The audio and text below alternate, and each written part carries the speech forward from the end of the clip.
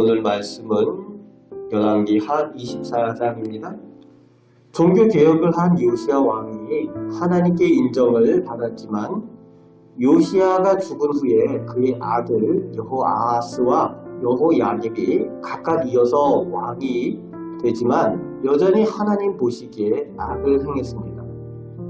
이전에는 유다 왕들이 다윗을 본받아서 선한 왕들이 나왔었는데 이젠 더 이상 선한 왕들이 나오지 않습니다.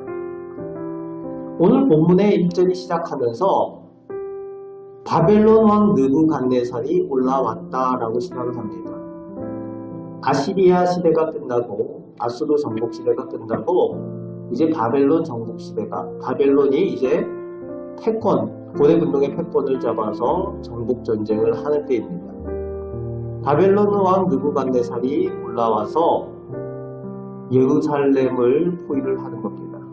그때 여호야김이 3년 동안 조공을 바치면서 섬기다가 3년 후에 배신을 하게 되는데 이 바벨론이 물러가면은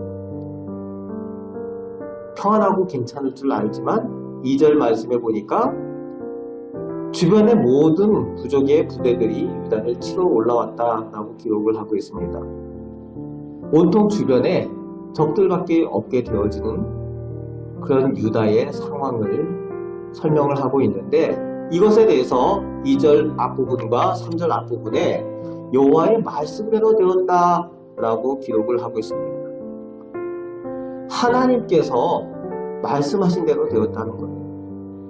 하나님께서 저주하신 말씀대로 징계하시는 대로 그렇게 그 일들이 이루어지고 있다는 겁니다. 하나님의 말씀과 언약은 반드시 이루어집니다. 우리가 약속, 언약, 우리가 집이나 이런 것들 계약을 할 때 계약서를 쓰지 않습니까? 그러면은 그 계약에 대해서 쓸 때에 약속을 지키면은 어떤 것들이 있고 약속을 어기면 어떤 것들이 있다. 우리 계약서 쓰잖아요. 하나님과 언약에 대한 이야기도 마찬가지죠. 성경에 보면은 하나님의 말씀을 지켜 행하면 너희가 복을 받고 지키지 않으면 그것이 포함이 되는 거예요. 하나님께서 그 언약대로 이루신다는 겁니다. 그것을 지금 유다가 겪고 있는 거죠. 그래서 하나님께서 진노의 하나님, 무서운 하나님이 아니라 하나님께서는 언약대로 이루어 가시는 선하신 하나님이실 정의의 하나님이시라는 것을 본문을 통해서 우리가 봐야 되는 것입니다. 언약대로 이루시는데 이 백성이 하나님께 버림을 받았습니다. 그 이유가 3절, 4절에 나오고 있는데 이 왕들의 증조부인 므낫세 왕 때문에 이 일들이 일어났다라고 그 이유에 대해서 설명을 하고 있습니다. 얼마나 하나님께서 진노하셨는지 몇 대에 이어서 저주를 시행하시고 아예 멸하시기로 버리시기로 하나님께서 결정하셨다는 겁니다. 므낫세가 어떤 일을 했습니까? 최소한 넘지 말아야 될 선을 넘어버렸어요. 하나님의 이름으로 거룩하게 불리는 하나님의 성전을 우상들로 훼손을 했습니다. 그리고 더욱 4절 말씀에 무죄한 사람의 피를 흘렸다라고 되어져 있습니다. 하나님께서는 무죄한 사람의 피를 흘리는 것을 용서하지 않으세요. 반드시 그 죄값을 치르게 합니다. 그것이 다윗 왕에게도 그대로 하나님께서 그렇게 갚으셨어요. 다윗 왕이 무죄한 사람 우리아의 피를 흘렸잖아요. 바세바의 남편이었던 그 죄값을 하나님께서 반드시 다윗에게도 갚으셨다는 거죠. 하나님은 정의의 하나님이십니다. 우리가 늘 기억해야 됩니다. 정의의 하나님이시기 때문에 하나님이 하시는 일은 선하시다는 겁니다. 그리고 4절 후반에 마음 아픈 말씀이 나오고 있죠. 하나님께서 사기를 즐겨하지 않으신다라고 기록하고 있습니다. 용서하시는 하나님, 사랑의 하나님이신데 얼마나 하나님께서 진노하시면은 사기를 즐겨하지 않으신다라고 오늘 성경에 기록하고 있습니다. 왜 그렇습니까? 이 유다 백성을 하나님께서 얼마나 사랑하셨습니까? 사랑한 만큼 그 배신의 아픔도 크시다는 것을 보여주고 계시는 거예요. 사랑하는 만큼 그 아픔이 크신 거죠. 그 하나님이 인격적인 하나님이시기 때문에 그 하나님께서 당하신 그 고통을 오늘 설명을 해주고 있는 겁니다.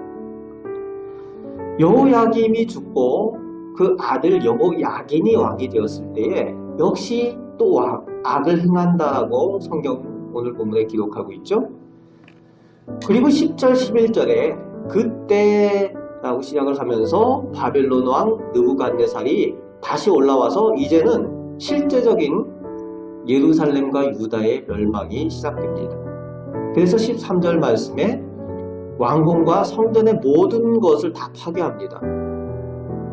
솔로몬 때 만든 성전의 금그릇도 다 파괴한다라고 오늘 본문에 기록하고 있죠. 더 이상 하나님께서 미련을 두지 않으세요. 하나님 앞에 더 이상 거룩함이 유지되지 못하는 성전과 그 그릇들, 성전 기물들 하나님께서 다 버려버리신다는 거죠. 다 파괴해버리십니다. 그리고 14절 말씀에 보면 다 잡아갑니다. 그 땅에 남은 자가 없었다라고 오늘 본문에 기록하고 있죠. 비천한 자 외에는 남은 자가 없었다. 말 그대로 15절 16절에 왕족, 귀족, 민족의 지도자들, 그리고 기술자들, 용사들, 쓸만한 사람은 다 바벨론으로 다 잡아갑니다. 남은 자가 없다는 거예요. 남아있는 사람들이 비천한 사람들이 있는데 그건 남았다라고 할 수 없는 그런 사람들만 남았다는 거죠. 실제적인 바벨론 포로 시기가 이때부터 사실은 시작된다라고 보여지는 겁니다.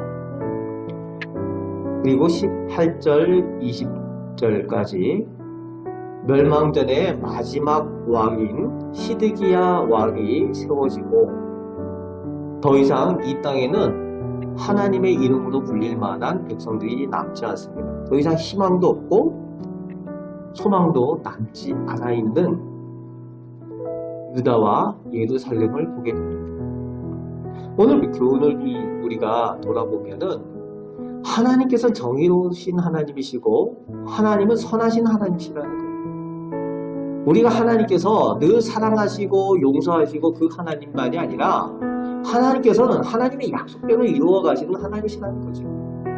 그렇기 때문에 선하시고 정의의 하나님이시라는 것을 우리가 기억을 하고 그 하나님께서 그러시기 때문에 공평하신 하나님이시라는 것을 또 우리가 고백해야 되는 것입니다. 여전히 악을 행하는 사람들을 그냥 내버려 두시는 것이 하나님이 아니시라는 거죠. 그러면 하나님께서 정의 하나님이 되시겠습니까? 선하신 하나님이 되시겠습니까? 하나님께서 아끼셨던 유다 백성조차도 무죄한 피를 흘리고 그렇게 했을 때 하나님께서 반드시 그것을 갚아 주시기 때문에 그래서 하나님은 정의의 하나님이시고 진정한 사랑의 하나님이시라는 거죠. 하나님의 사랑에 대한 개념을 다시 한번 우리가 돌아보게 되는 중요한 본문의 말씀일 수 있다는 겁니다. 오늘 우리가 살아가는 동안에 그 하나님께서 약속의 하나님이시고 또 선하신 하나님, 정의의 하나님이 또 우리의 하나님이 되셔서 우리 민족 가운데 하나님께서 그 일들을 행하시는 줄 믿으시기 바랍니다. 우리 민족 가운데 불의한 것들을 깨워버리시고 또 교회 가운데에 한국 교회 가운데에 정의롭지 못한 것, 하나님께서 보시기에 아름답지 못한 것들을 반드시 하나님께서 정의로 만들어 가심을 믿으시고 그 가운데 진정한 희망이 있고 소망이 있게 하시는 하나님이신 줄 믿습니다. 하나님의 말씀이 있는 곳에 참된 소망이 있고 참된 생명이 있는 줄 믿습니다. 그 하나님께서 우리와 함께 계심을 믿을 때에 우리가 진정한 소망 가운데 우리 민족을 보게 되고 우리 교회를 보게 될 줄로 믿습니다. 그 하나님의 약속을 믿고 말씀을 믿고 오늘도 승리하며 살아가는 우리 복된 성도들 되시기를 주님의 말씀으로 축복합니다. 아멘. 기도하겠습니다. 선하신 하나님, 정의의 하나님, 그렇기 때문에 진정한 사랑의 하나님이 우리 하나님이 되시는 줄 믿습니다. 오늘도 저희를 사랑하여 주셔서 아버지 집에 나오게 하시고 또 기도하며 오늘 하루를 시작하게 하시니 감사를 드립니다. 오늘도 주님과 동행하길 원합니다. 저희들에게 필요한 것을 채워주시고 또 저희가 무엇보다도 하나님의 말씀을 의지하여 살게 하시는 줄 믿습니다. 저희 가정에, 저희 개인에, 저희 자녀들에게 약속하신 하나님의 약속을 반드시 이루어 가시는 줄 믿습니다. 하나님의 약속, 하나님의 말씀에 진정한 소망이 있음을, 진정한 생명이 있음을 저희가 온전히 믿고 순종하며 오늘도 승리하며 살아가게 하여 주옵소서. 저희는 연약하고 부족하지만 하나님께서는 전능하신 하나님이시여 좋은 것들을 허락하여 주시는 줄 믿습니다. 기도할 때에 응답하여 주시는 줄 믿습니다. 감사를 드립니다. 예수 그리스도의 이름으로 기도합니다. 아멘. 하늘에 계신